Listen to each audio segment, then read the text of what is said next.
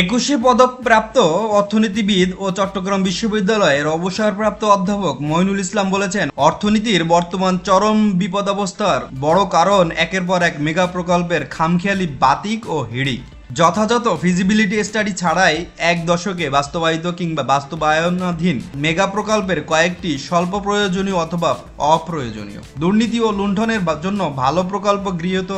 না হওয়ার অভিযোগ রয়েছে। তাই বর্তমান শাসন ব্যবস্থাকে প্রধানমন্ত্রী ও জনকয়েক ধনকুবের ব্যবসায়ীর অলিগার্কি অভিহিত করলেও ভুল হবে না। সম্প্রতি একটি জাতীয় দৈনিকের নিয়মিত কলামে সক্রিয় এই অর্থনীতি বিষয়ক কলাম লেখক এসব কথা বলেন। অধ্যাপক মঈনুল ইসলামের বিশ্লেষণ শুনুন। 2 বছর ধরে বাংলাদেশের অর্থনীতি যে কয়েকটি বড় সংকটে রয়েছে সেগুলো হলো বৈদেশিক মুদ্রার রিজার্ভের বিপজ্জনক পতনের ধারা,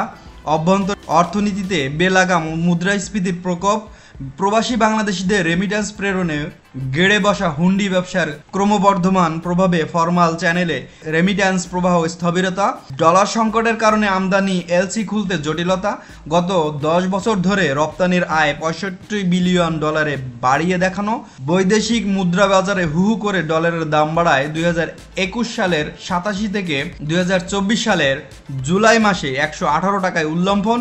বাংলাদেশি টাকার বৈদেশিক মানের প্রায় 47% অবচয়ন, আমদানিতে ওভার ইনভয়েসিং ও রপ্তানিতে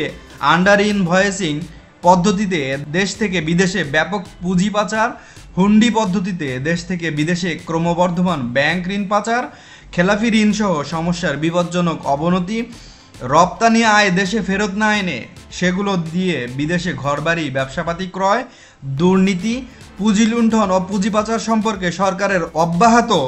নিষ্ক্রিয়তা, দেশের ব্যালেন্স অফ পেমেন্টসের কারেন্ট অ্যাকাউন্টে ঘাটতি পরিস্থিতি, ব্যালেন্স অফ পেমেন্টের ফাইন্যান্সিয়াল অ্যাকাউন্টে ঘাটতি পরিস্থিতি এবং 2023-24 অর্থ বছরে বৈদেশিক প্রত্যক্ষ বিনিয়োগ প্রায় বন্ধ হয়ে যাওয়া। দেশ থেকে প্রতি বছর প্রায় 15 থেকে 16 বিলিয়ন ডলার বিদেশে পাচার হয়ে যাচ্ছে। 4টি প্রধান অর্থ পাচার প্রক্রিয়া হচ্ছে আমদানির ওভার ইনভয়েসিং, রপ্তানির আন্ডার ইনভয়েসিং, রপ্তানি আয় দেশে ফেরত না আনা এবং খেলাফি ব্যাংক ঋণ ও দুর্নীতিতে অর্জিত বিপুল অঙ্কের টাকা হুন্ডি। সরকারের অংশ ও সহযোগী এসব পুঁজি পাচারকারী কয়েক হাজারেরও বেশি হবে না।